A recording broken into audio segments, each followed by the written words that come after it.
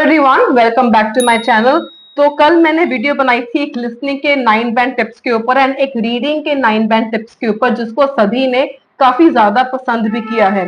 So that's why today I am here and जैसे कि आप स्क्रीन पे देख पा रहे हो, इस वीडियो में आपके साथ राइटिंग टास्क 2 के लिए 9 बैंड टिप्स मैं डिस्कस करने वाली हूँ, क्योंकि I know many students they got stuck at 6 या 5.5 या 6.5। 7 बैंड लेके आना has become a struggle for many IELTS candidates. तो ऐसी कौन सी चीजें हैं जो आप मिस आउट कर रहे हो, ऐसी कौन सी चीजें हैं जो आप ऐड नहीं कर रहे हो, डिस्पाइट ऑफ एडिंग वोकैबुलरी के साथ अच्छी सेंटेंस फॉर्मेशन होने के साथ ही अगर आप आइडियाज भी सही चूज कर रहे हो, फिर भी आपके मार्क्स अगर कम आ रहे हैं, तो पॉसिबली आपकी भी यही प्रॉब्लम है जो इस वाले ऐसे में है। सो ये ऐसे जो है it is written by one of my international students. तो पहले मैं ये ऐसे आपको करके दिखाऊंगी। ये आपने देखना है कि इसमें आपको क्या लगता है, क्या इसमें मिस्टेक्स हैं या इसको आप कितने बैंड दे सकते हो। अगर आप भी प्रिपरेशन कर रहे हो then this video is a must watch for you. तो बेसिकली ये क्वेश्चन हमारा क्या है, some people think that social media has a negative impact on relationship, do you agree or disagree. ये क्वेश्चन है, ये स्टूडेंट ने प्लानिंग करी है, एग्री वाले पॉइंट्स की या डिसएग्री वाले पॉइंट्स की प्लानिंग कर दी।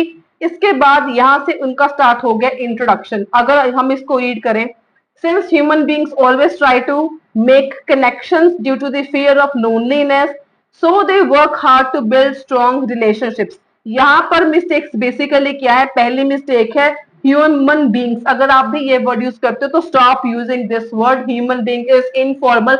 ऐसा वर्ड कभी भी यूज मत करो जो आप सोचो कि न्यूज़पेपर में आपने नहीं पढ़ा या आपने कहीं पर न्यूज में नहीं देखा या नहीं पढ़ा। ऐसे वर्ड्स आपने भी यूज नहीं करने। हमेशा वर्ड्स वही यूज करो जो आप सोचो कि इनको हम पढ़ सकते हैं या इनको यूज किया जा सकता है, बहुत नेचुरल टोन में वो आपने वर्ड्स यूज करने होते हैं। Despite of using human beings, just write people, individuals, ये चीजें आप लिख सकते हो। इसके बाद due to the fear of loneliness, again very simple word, very simple language. Social media is one of the powerful tool for networking and communication, this is a good sentence. while some people consider that it affects our relationships, again it affects our relationships, तो ये भी grammatical यहाँ पे mistake है, undesirably। I partly agree with the statement because social media brings awareness about improving communications as well as it brings unreal expectations। ये लिखने type ये error student ने कर दिया, एक्सपेक्टेशंस था, तो ये एरर आप लोग भी कर सकते हो। सो मेक श्योर कि आप हर एक वर्ड काफी ध्यान से लिखो, पढ़ो एंड अपने ऐसे को रिव्यू जरूर करना। अब सारी की सारी प्रॉब्लम यहीं पे लाई कर रही है, बजाय कि मैं इसको आगे रीड करूं, मैं इसको आगे रीड नहीं करूंगी, यहीं पर ही इस स्टूडेंट की प्रॉब्लम है। अगर मैं सबसे पहले फॉर्मेट को लेके चलूं, तो हमारा जो फॉर्मेट है that comes under the category of cohesion and coherence. इसको हम बोलते हैं लॉजिकल ऑर्गेनाइजेशन। अगर आपकी लॉजिकल ऑर्गेनाइजेशन यहीं पे स्टार्टिंग में ही नहीं होगी, आपका स्टार्टिंग में जो इंप्रेशन है वो डाउन चला जाएगा। एंड आगे आगे देखना, बहुत चीजें यहाँ पे इंपॉर्टेंट मैं बताने वाली हूँ आपको, जो आपने सोची भी नहीं होंगी, ना ही आपको कभी किसी ने चीजें एक्सप्लेन करी होंगी कि आपके जो बैंड है 6.5 तक ही स्टक होके क्यों रह जाते हैं, आपको 7 क्यों नहीं आ रहे, ये कारण है इस चीजों का। पहली बात, अगर आप इसको ध्यान से रीड करो, मतलब regardless of these informal languages, इसके अलावा और यहाँ पे क्या मिस्टेक्स हैं। पहली बात तो इस स्टूडेंट ने यहाँ पे 2 जेंडर लाइंस ऐड करके रखी हैं, जो कि बिल्कुल ही रॉन्ग है। एंड ये चीज तो बिल्कुल ही टॉपिक के साथ रिलेशन में है ही नहीं है, टॉपिक के रिलेटेड ही मुझे नहीं लग रही है। तो ये फर्स्ट लाइन जो है इट इज अननेसेसरी, कभी भी अननेसेसरी स्टार्ट मत करो। A good start is half done. अगर आपकी इंट्रो अच्छी होगी, the intro is the face of your ऐसे, जितना आप इंट्रो अच्छा लिखोगे उतना ही आपका बढ़िया बैंड स्कोर आएगा। इसके बाद ये देखो, यहाँ पर इस लाइन से शुरुआत हो सकती थी, social media is one of the powerful tools for networking and communication. One of the, जहां पर भी आप वन ऑफ द लगाते हो, इसके साथ हमेशा आपका आएगा plural, one of the tools, one of my friends, one of my relatives, one of the important factors, one of the advantages, one of the disadvantages। तो ये गलती हमेशा सारे ही सारे स्टूडेंट्स करते हैं, तो अगर भी आप ये गलती करते हो तो इसको आपने इंप्रूव करना है। इसके बाद यहां से हो रहा है इसका rephrase, while some people consider that it affects a relationships undesirably, यहाँ पे सेंटेंस itself की फॉर्मेशन ही यहाँ पे गड़बड़ है। I partly agree with the statement because social media, यहाँ पर आपने अपना क्वेश्चन का आंसर दे दिया। Answering the question is again very very important. इसके साथ इन्होंने रीजन भी दे दिया कि इसका रीजन क्या है कि आप जो है पार्टली एग्री क्यों कर रहे हो। अगेन यहाँ पर फॉर्मेट में क्या गलती है, थीसिस लाइन यहाँ पे आपकी मिसिंग है। थीसिस लाइन क्या होती है कि आप आने वाले पैराग्राफ्स में क्या लिखने वाले हो वो आपने बताना होता है। तो यहां पर आप कैसे बता सकते थे, you can write it as this ऐसे will outline the negative impacts of social media on relationships with relevant examples। इसको बोलते हैं हम थीसिस लाइन। बेशक आपने ऊपर रीजन दे दिया है कि आप एग्री क्यों करते हो, लेकिन ये आपका ओपिनियन में, आपका पोजीशन में ये चीज आएगी। आपकी थीसिस लाइन सेपरेट होनी चाहिए, ये आपका इंपॉर्टेंट थिंग है। सो ऑल इन ऑल अगर मैं इंट्रो के लॉजिकल ऑर्गेनाइजेशन को अगर मैं समराइज करूं तो आपने स्टार्ट करना होता है सबसे पहले जनरल स्टेटमेंट के साथ। एंड जो आपकी जनरल स्टेटमेंट होती है, it should be always related to the given topic, to the given question. Second यहाँ पे क्वेश्चन अराइज होता है, मैम क्या हम पर्टिकुलर टाइप्स ऑफ टॉपिक्स के लिए, फॉर एग्जाम्पल एजुकेशन हो गया, एनवायरमेंट हो गया, क्राइम हो गया, टेक्नोलॉजी हो गया, क्या हम इन टॉपिक्स के लिए फिक्स लाइंस बना सकते हैं जो हम एवरी ऐसे में यूज कर सके? Yes, you can definitely arrange these lines, लेकिन इससे आपका अगेन 7 स्कोर नहीं आएगा। 7 स्कोर के लिए आपको टॉपिक वाइज ही, क्वेश्चन वाइज ही आपको चलना पड़ेगा। ये होगी सबसे इंपॉर्टेंट चीज है। इसके बाद जनरल लाइन के बाद you have to always rephrase, and rephrase करने का सबसे इजी मेथड बता रही हूँ। हमेशा जब आप रीफ्रेज करो तो आप वाइल वाला सेंटेंस लगा के रीफ्रेज करो। एक तो ये बन जाता है कंपैरेटिव सेंटेंस, दूसरा ये आपका कॉम्प्लेक्स सेंटेंस, एंड इससे आपका बेटर हो जाता है, कोई गड़बड़ नहीं होती, कोई गलती भी नहीं होती। इसके बाद जो थर्ड लाइन होती है, दैट इज योर पोजीशन, कि आपने क्वेश्चन का आंसर देना होता है। योर पोजीशन मतलब you have to answer the question. जैसे आपने यहाँ पर देखा क्लियरली, यहाँ पे क्वेश्चन का आंसर दिया हुआ था स्टूडेंट ने, I partly agree with this statement because social media brings awareness about improving communications as well as it brings unreal expectations. मतलब इन्होंने अपने पोजीशन को स्टेट किया हुआ है, क्वेश्चन का कंप्लीटली उन्होंने आंसर दिया हुआ है। तो ये चीज हो गया। इसके बाद लास्ट आपका आता है थीसिस लाइन। थीसिस लाइन मैंने आपको जस्ट समझाया कि आप ऐसे में क्या लिखने वाले हो, that comes under your thesis line. In case तो हम बेसिकली आज क्या बात कर रहे हैं, अग्री एंड डिसअग्री वाले क्वेश्चन की। We are basically talking about do you agree or disagree वाला क्वेश्चन।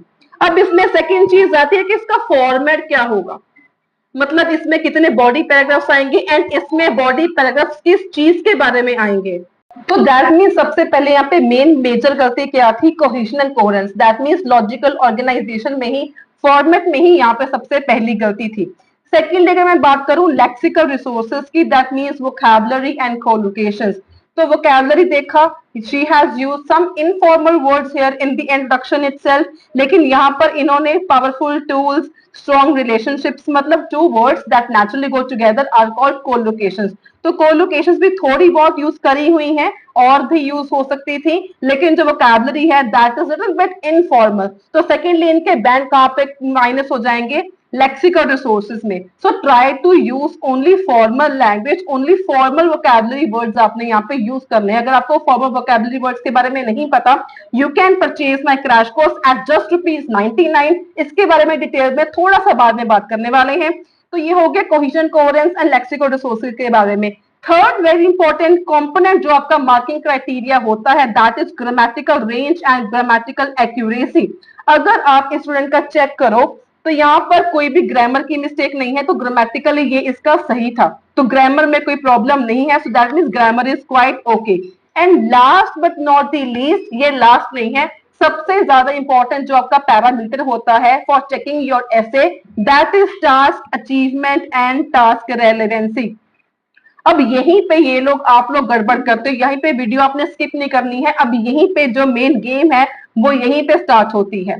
टास्क अचीवमेंट का मतलब होता है have you answer all the parts of the question, क्या आपसे जो पूछा गया है आपने सभी चीजों का आंसर किया, एंड जो आपने लिखा क्या वो आंसर रेलेवेंट था, आउट ऑफ टॉपिक तो नहीं था। ये मैं नहीं बोल रही, आईडीपी बोल रहा है। ये आईडीपी ने 4 पैरामीटर्स बताए हैं, task achievement and task relevancy, lexical resources, cohesion and coherence, grammatical range and grammatical accuracy. And ये चारों पैटर्न पैरामीटर्स में से आउट ऑफ 9 आपको बैंड दिए जाते हैं, हर एक में से सेपरेटली आपको आउट ऑफ 9 बैंड दिए जाते हैं। उसका जो भी निकलता है एवरेज, फिर आपको बैंड स्कोर ओवरऑल ही इसका मिलते हैं। अब यहाँ पे अगर आप task achievement and task relevancy की बात करो, रेलेवेंसी मतलब क्या in according to the question है कि नहीं है। यहाँ पे इन्होंने क्या लिखा, आई पार्टली एग्री, लेकिन जो हमारा क्वेश्चन था, क्वेश्चन हमारा क्या था, some people think that social media has a negative impact on relationships, do you agree or disagree. अब ये क्वेश्चन टाइप क्या है, do you agree or disagree, कि क्या आप एग्री करते हो या नहीं एग्री करते हो। एक आपको एग्जांपल के साथ समझाऊंगी। लेट्स से आपकी इंक्वायरी आई है, आप मुझे कॉल करते हो कि मैम हमने आपसे कोचिंग लेनी है, तो हमारी कॉन्वर्सेशन होती है, मैं आपको बताती हूँ कि हमारी ऑनलाइन क्लासेस कैसे चलती हैं एंड आपको से बेनिफिट्स क्या होते हैं। फिर अगर मैं पूछूं आपसे, क्या आपने कोचिंग लेनी है क्या नहीं, do you want to go for online coaching or not, तो उसमें आप क्या बोलोगे, या तो आप मुझे हाँ बोलोगे या तो मुझे ना बोलोगे। Similar is the case with this type of ऐसे, do you agree or disagree. मतलब क्या हुआ, इसमें आप पार्टली जा ही नहीं सकते हो, पार्शली का ये ऑप्शन ही नहीं है, क्योंकि ये क्वेश्चन क्या है कि आप एग्री करते हो या आप डिसएग्री करते हो। तो आपने यहाँ पे क्या करना होता है, अपने वन साइड ही जाना होता है। तो आप यहाँ पे क्या लिखोगे, आई कंप्लीटली एग्री या आई कंप्लीटली डिसएग्री, आप किस चीज के साथ जा रहे हो, पहली चीज। उसके बाद अगर सपोज कर लो कि आप इसको पार्शली एग्री भी जा रहे हो, पार्शली एग्री का मतलब क्या हो गया कि आप कुछ हद तक अग्री करते हो कि कुछ लोग जो हैं वो नेगेटिव मानते हैं कि इस चीज का इंपैक्ट जो है वो नेगेटिव होता है in relationship. So that means agree में आपका BP1 में क्या आएगा, अग्री वाला आ जाएगा, BP2 में आपका डिसअग्री वाला आ जाएगा। मतलब आप अग्री करते हो इस स्टेटमेंट के साथ, मतलब जो सोशल मीडिया है इसका नेगेटिव इंपैक्ट है, इसके बारे में आएगा आपका BP1 में। अगर आप इसका ये ऐसे देखो, इन्होंने यहाँ पे बिल्कुल अपोजिट लिख दिया, यहाँ पे डिसएग्री कर दिया, यहाँ पे इन्होंने अग्री कर दिया। अगर आप देखो तो ये चीज, तो अगेन ये इररेलेवेंट हो गया, टास्क रेलेवेंसी नहीं हुई एंड टास्क की अचीवमेंट भी नहीं हुई, क्योंकि ये दोनों आपके आने थे अग्री के। तो ये होती है अंडरस्टैंडिंग की बात। अगर आपको क्वेश्चन समझ में नहीं आएगा, अगर आपको पता ही नहीं है आपने BP1 में क्या लिखना है, BP2 में क्या लिखना है, क्वेश्चन बोल क्या रहा है, क्या डिमांड क्या है, तो आप कैसे करोगे। इसकी वजह से आपके टास्क अचीवमेंट में एंड टास्क रेलेवेंसी में जो बैंड्स हैं वो माइनस हो जाते हैं, ओवरऑल सारा का सारा आपका जो बैंड स्कोर है वो लो हो जाता है। सो दैट मीन्स अगर मैं do you agree or disagree की बात करूं, पहली बात इसमें क्या है कि इस टाइप ऑफ ऐसे में आपने जाना है सिर्फ वन साइड पे। डू यू अग्री और डिसएग्री वाला क्वेश्चन है, लेट्स से, तो आपने इसका आंसर क्या लिखना है, सिर्फ आपने यहाँ पे जाना है वन साइड, या तो आप अग्री लिखोगे या आप लिखोगे disagree. That means BP1 and BP2 दोनों आपके सेम बनेंगे, या एग्री के बनाओ या डिसएग्री के बनाओ, दोनों। इस चीज को आपने ध्यान रखना है। दूसरी बहुत इंपॉर्टेंट चीज जो आपको नहीं बताएगा कोई भी एंड जिसकी वजह से आपको कंफ्यूजन रहती है, एंड स्टूडेंट को भी यहीं पे यही कंफ्यूजन हुई, आपने लिख दिया यहाँ पे पार्शली। तो पार्शियल किस चीज के साथ हो रहे हो आप, अगर पार्शियल जाना है तो आपके पास कम से कम दो तो चीजें होनी चाहिए ना, दो व्यूज आपके पास होने चाहिए ना। लेकिन यहाँ पर क्या था, सिर्फ आपके पास एक ही स्टेटमेंट थी, आपके पास एक ही व्यू था कि some people think that social media has negative impact on relationships. आपके पास others people think that, others से दैट आपके पास नहीं था, सेकंड व्यू आपके पास नहीं था। अगर यहाँ पे आपके पास सेकंड व्यू होता फिर आप पार्शियल जा भी सकते थे, लेकिन यहाँ पर आपके पास सेकंड व्यू दिया ही नहीं हुआ, तो आपने पार्शियल जाना ही नहीं है, सिर्फ आपने या तो एग्री जाना है या आपने डिसएग्री जाना है। तीसरी बात, आप यहाँ पे डिसएग्री जा ही नहीं सकते। अगर आप डिसएग्री जा रहे हो दैट मीन्स आपने स्टेटमेंट को कर दिया रिजेक्ट, आप इसके अगेंस्ट हो। तो अगर आप इसके अगेंस्ट भी लिख लेते हो तो आपको वो लिखना और ज्यादा मुश्किल हो जाएगा, क्योंकि आपको उसका कंपेयर करना पड़ेगा इस स्टेटमेंट के साथ। अगर आप डिसएग्री करते दैट मींस आपने क्या बताना है, पॉजिटिव इंपैक्ट बता रहे हो सोशल मीडिया के ऑन रिलेशनशिप्स, लेकिन यहाँ पर हमें स्टेटमेंट दी ही नहीं हुई पॉजिटिव इंपैक्ट होता है या नहीं होता है, यहाँ पर बात सिर्फ नेगेटिव की कर रहे हैं। सो दैट मीन्स जहां पर आपके पास स्टेटमेंट सिर्फ एक दी होती है, एक ही व्यू दिया होता है, वहां पर आपने क्या करना है, सिर्फ आपने एग्री की तरफ जाना है। अगर आपके पास डू यू अग्री और डिसएग्री वाला क्वेश्चन है, सिंगल व्यू है, कोशिश करो कि एग्री की तरफ ही जाओ, क्योंकि स्टेटमेंट ही आपको वो दे रखी होती है जिससे आप अग्री करोगे। तो मेरे अकॉर्डिंग भी सोशल मीडिया का ज्यादातर मेरे माइंड में नेगेटिव पॉइंट्स ही आ रहे हैं, तो मैं इसको टोटली इस स्टेटमेंट के साथ मैं अग्री करूंगी। जो सोशल मीडिया है उसका रिलेशनशिप्स के ऊपर नेगेटिव इम्पैक्ट ज्यादा है, मैं इस चीज के साथ अग्री करूंगी। तो ये चीजें है। सो दैट मीन्स स्टूडेंट का टोटली स्टार्टिंग से ही इम्पैक्ट पड़ गया, स्टार्टिंग से लेके एंडिंग तक आपका सारा गलत हो गया, फॉर्मेट सारा गलत हो गया, टास्क अचीव नहीं हुआ, टास्क रेलेवेंट नहीं हुआ, इनफॉर्मल वोकैबुलरी होगी, कोहेशन एंड कोहेरेंस नहीं, सिर्फ एक ग्रामर इनकी अच्छी थी, तो सारा का सारा इसमें प्रॉब्लम हो गया, डिस्पाइट कि इसने प्लानिंग करके रखी हुई थी। तो प्लानिंग का भी कोई फायदा नहीं होगा जब तक आप क्वेश्चन की स्टेटमेंट कोई अच्छे से पढ़ोगे नहीं, समझोगे नहीं, कब तक आपका प्लानिंग का भी कोई फायदा नहीं होगा।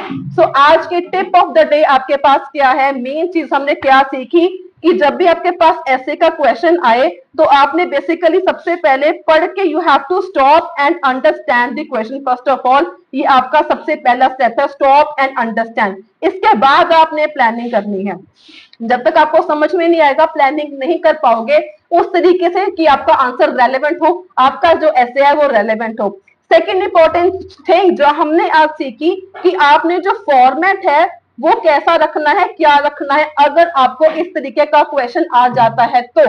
अगर आपको इस वीडियो से आज कुछ सीखने को मिला हो, कुछ इन्फॉर्मेटिव लगी हो, तो इसको लाइक जरूर कर देना, शेयर एंड सब्सक्राइब जरूर कर देना। लेकिन जाने से पहले मैं आपको एक चीज और बताना चाहूंगी, अगर आपको नहीं पता, the most famous amongst crash course is very very helpful and beneficial for many students. इससे कई सारे स्टूडेंट्स ने अपना डिजायर्ड बैंक स्कोर अचीव किया है। मैं हर वीडियो में इसके प्रूफ विद स्क्रीनशॉट में जरूर शेयर करती हूँ। इस क्रैश कोर्स में आपको मिलता क्या है, स्पेशल डिजाइन करी हुई मेरी प्लेलिस्ट है, जिसको मैं आगे further I am customising these playlist as well, ताकि आपको इससे पढ़ने के लिए और सिस्टमैटिक वे से मैं क्रिएट करके आपकी ज्यादा से ज्यादा बेनिफिट एंड आपका हेल्प हो सके। इसके अलावा आपको प्रैक्टिस करने के लिए भी सारा का सारा मिलेगा मटेरियल, लिसनिंग का, रीडिंग का, राइटिंग का, ये भी इसमें भी लिसनिंग, रीडिंग, राइटिंग, स्पीकिंग सभी की चीजें आपको टिप्स के साथ, इजी मेथड के साथ, शॉर्टकट्स के साथ समझाई हुई हैं हर एक मॉड्यूल की। इसके अलावा आपको वोकैबुलरी की लिस्ट भी मिलेगी, सिनोनिम्स की लिस्ट भी मिलेगी, कोलोकेशंस की लिस्ट भी मिलेगी, जो आप ऐसे में स्पीकिंग में यूज कर सकते हो। नॉट ओनली दिस, आपको इसके साथ मिलेंगे प्रेडिक्शंस एज वेल, जो राइटिंग की या स्पीकिंग की भी होती है, जो कि हमारी ऑलवेज 100% ट्रू होती है गारंटी के साथ। तो ये सारी की सारी चीजें आपको मिलनी कैसे है, सिर्फ एट ₹99, एट ₹99, इंडियन ₹99 में आपको क्रैश कोर्स मिल जाएगा। इसके लिए आपको करना क्या है, वीडियो को like, share and you have to subscribe to my channel and मुझे व्हाट्सएप कर देना to the number given to you on the screen and I will share you the crash course. And इस crash course अगर आपने ले लिया तो आपका ही फायदा होगा। इस क्रैश कोर्स को लेने के बाद आपको कोचिंग की भी नीड नहीं रहेगी। अगर आप प्लेलिस्ट को अच्छे तरीके से देख लेते हो, रिकॉर्डेड लेक्चर्स अगर आप अच्छे तरीके से इसको देख लेते हो, तो आपको कोचिंग की भी बिल्कुल भी नीड नहीं रहेगी। जो भी टारगेट आपका उससे ज्यादा बैंड्स ही आएंगे। तो ये था आज की वीडियो के बारे में। एंड अगर आपको इस पूरे क्वेश्चन टाइप के ऊपर पूरा सैंपल चाहिए, डू कमेंट में इन द कमेंट सेक्शन बिलो। मैं कल ही इसके सैंपल के ऊपर वीडियो आपके साथ शेयर करूंगी। If you want a sample you have to comment me down in the comment section below, otherwise I will think of another posting some another interesting video. Otherwise अगर आपको sample चाहिए, still आपको कोई doubt है, मुझे comment में जरूर पूछना अपने doubts. I will readily help you any time. And comments जरूर बताना कि आपको इसका सैंपल चाहिए कि नहीं चाहिए। एंड आपका होमवर्क क्या है, आपने इस सेम क्वेश्चन का अपने तरीके से, या जो तरीका मैंने समझाया आपने क्या फॉर्मेट फॉलो करना है, उस फॉर्मेट की हेल्प से आपने इसकी सिर्फ मुझे इंट्रो बतानी है कमेंट सेक्शन में, या even you can personally WhatsApp your answer me on my WhatsApp number. You can directly text your answer on my WhatsApp number and I will evaluate and I will give you back and I will also discuss your mistakes as well. I will point out your mistakes, कहाँ पे गलतियां थी, कहाँ पे आप better कर सकते थे, सारी चीजें आपको मैं बता दूंगी। अगर आप अपनी भी इंट्रो की इवेल्युएशन कराना चाहते हो तो। सो आई थिंक आज के लिए वीडियो काफी ज्यादा बढ़िया थी एंड इंटरेस्टिंग थी। आपको काफी ज्यादा टिप्स समझ में आए होंगे कि हर एक चीज में, हर एक पैराग्राफ में चारों की चारों चीजें इंपॉर्टेंट है। Task achievement, relevancy, lexical resources, cohesion and coherence, grammatical range and accuracy. So that's all for the day. Do like, share and subscribe this channel. And आपके सामने ये 2 वीडियोस हैं, इनको जरूर देखना, आपका बहुत ज्यादा फायदा होगा। Until then, stay happy, stay healthy and all the very very best for your exam.